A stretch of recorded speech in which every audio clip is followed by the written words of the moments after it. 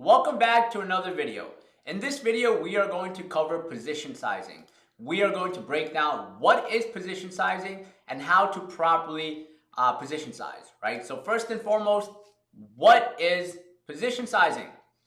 Position sizing is the number of shares you can trade based on a total amount you're willing to risk based on your account size to control risk and maximize returns. So basically, the whole idea of position sizing is based on your account size, based on the amount of risk you're willing to put out based on your account size. There's only a certain amount of securities, stocks, whatever the case is, you are allowed to buy based on your total amount of risk, right? So this is a prime example. So this is what most traders do. Most traders have, let's say, an account of $10,000, right? And what they do right off the bat is they dump their full account into a trade, right? And I'm pretty sure some of you guys have done this, and this is absolutely not the way we're gonna trade. So if you trade like this, please eliminate it. Or if you're thinking about trading like this, please eliminate it. We're not going to do that. That's the wrong way of trading.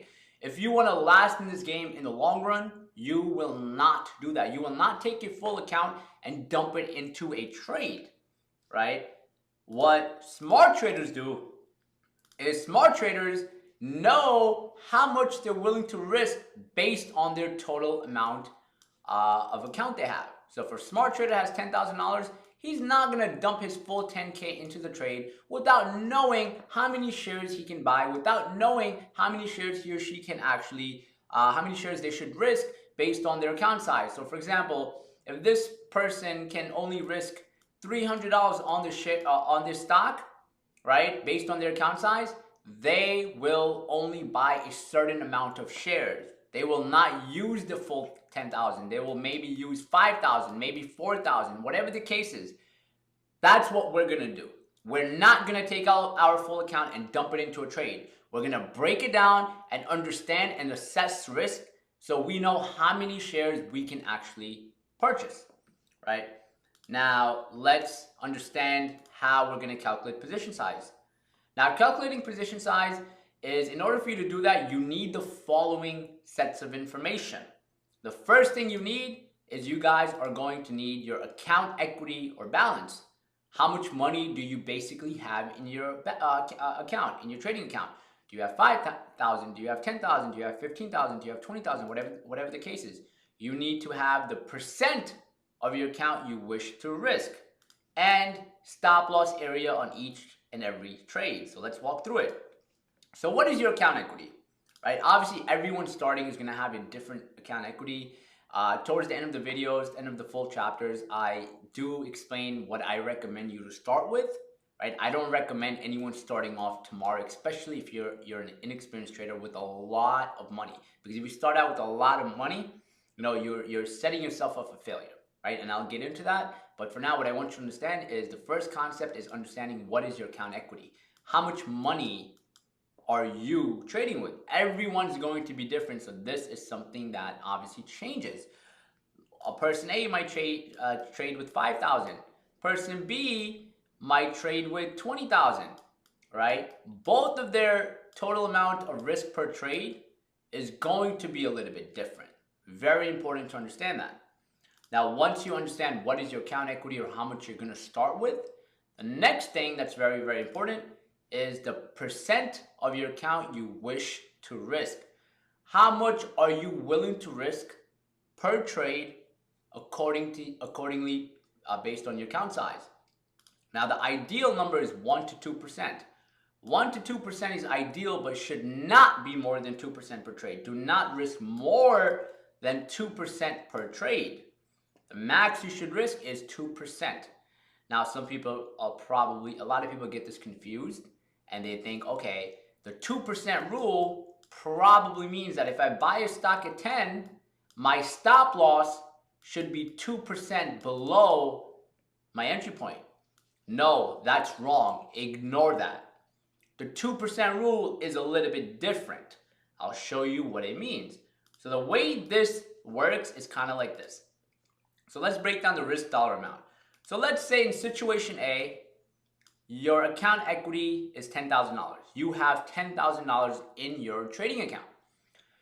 You say, you know what? I only want to risk 2% of my account equity per trade.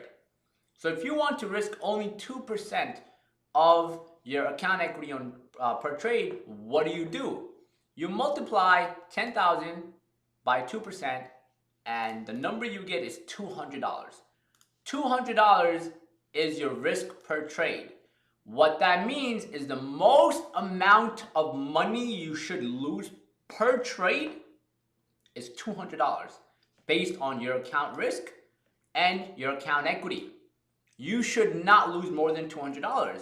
So if you go through your trade log, if you go through your journal and you see a loss of $700 while your average loss or your maximum loss should be $200, this is a red flag.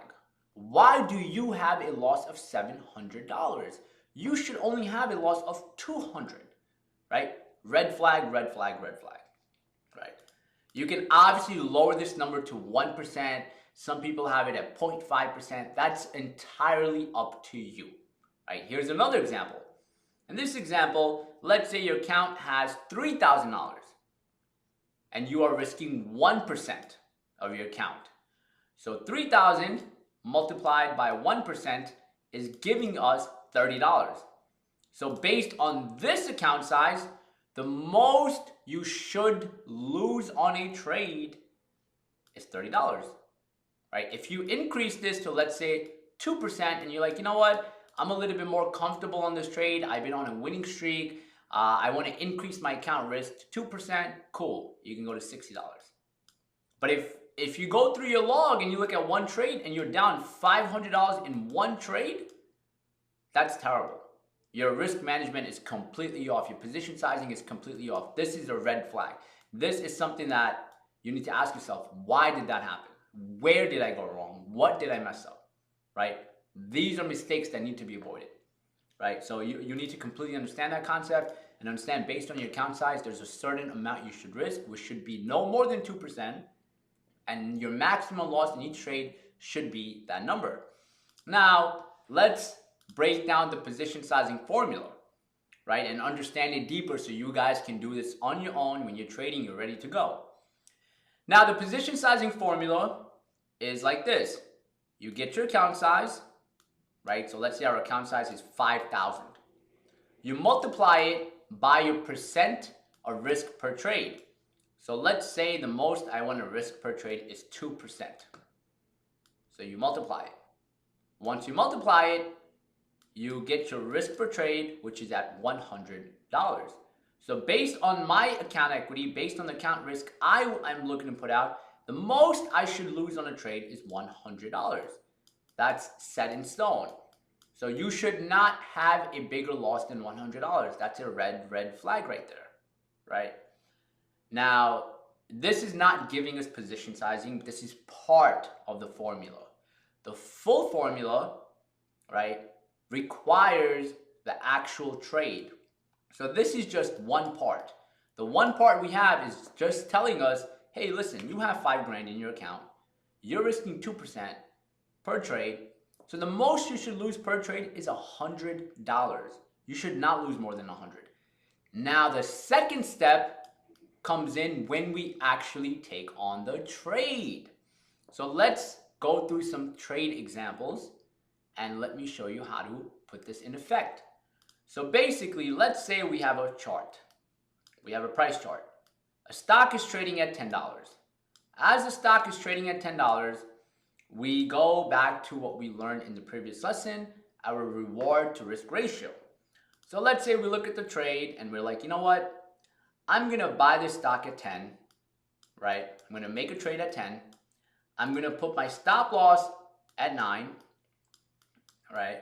And I'm looking to take profits at 14. If I'm looking to take profits at 14, right? My potential profit is $4 and my potential loss is $1.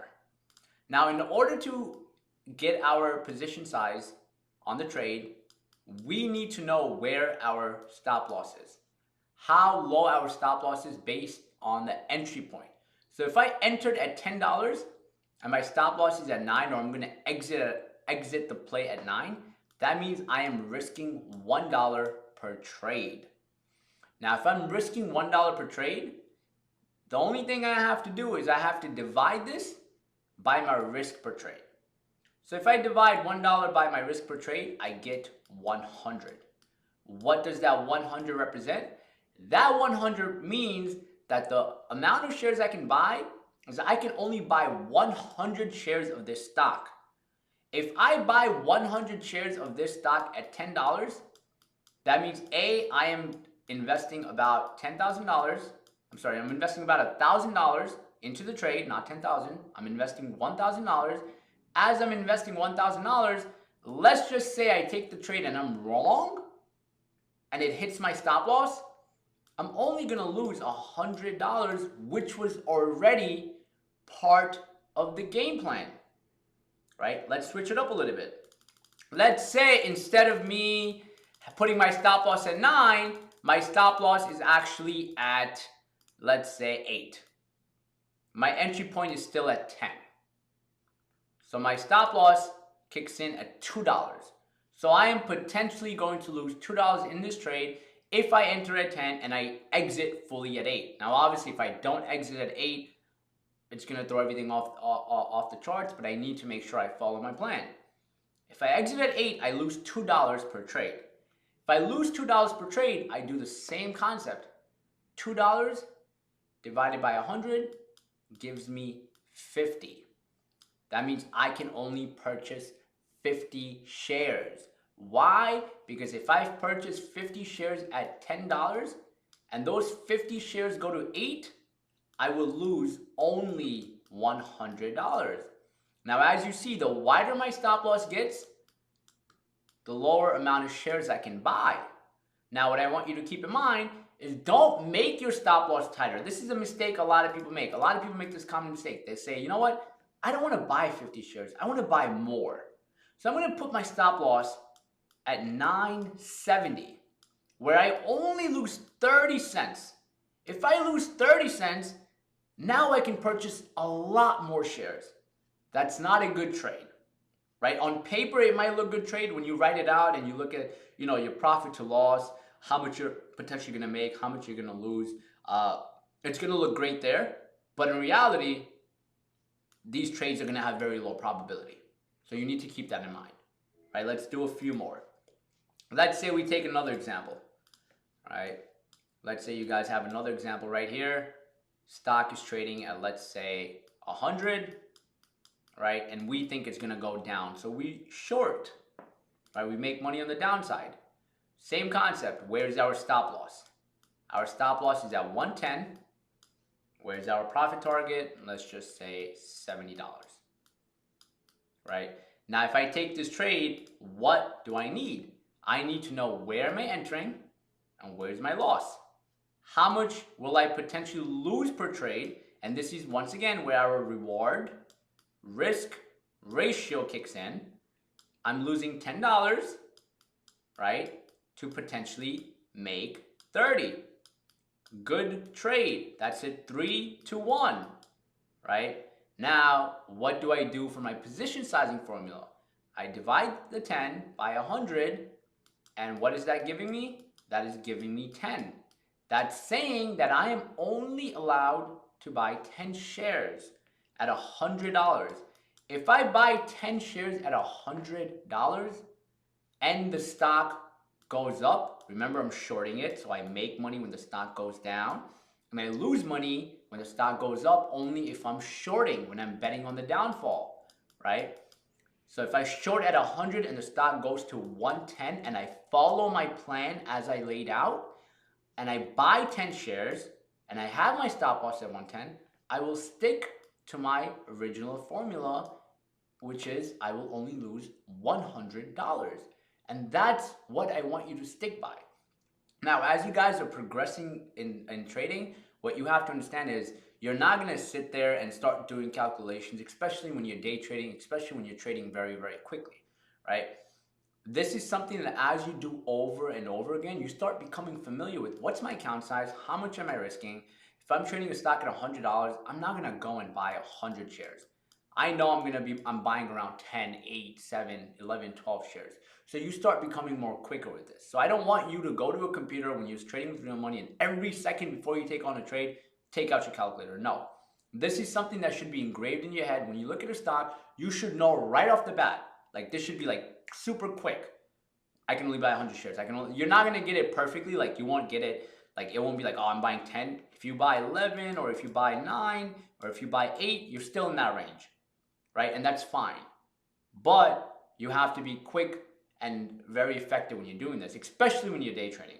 If you're swing trading, if you're holding positions overnight for over a few weeks, yes, you can be a little bit slower. Yes, you can do the formula. That's totally fine. But remember, when you're day trading and when you're trading intraday charts and everything's moving very quick, you're not going to have time to sit down and say, how many shares of this stock can I buy? You're not going to have time for that. So you have to get super, super quick. And the way you do that is through a lot of experience. Just to recap, position sizing is extremely important. Guys, do not jump into a trade without knowing how much per trade you should be losing. Do not jump into a trade without knowing how many shares you should actually buy instead of buying way more than you originally should. So this will allow your account to stay alive. So please implement position sizing. Do not oversize on some positions, right? Always, always, always, always control your risk, because as traders, like I mentioned, our job is to control risk. Our job is to control what we can, and we need to do that each and every single day to make sure we can be in this game for a long period of time. In the upcoming video, I'm going to give you guys a calculator. That calculator is going to show you how to position size, and it's gonna plug everything in for you, and it's just gonna make things easier. So check out the next video, and that's gonna be extremely, extremely helpful on actually seeing the numbers formulate themselves.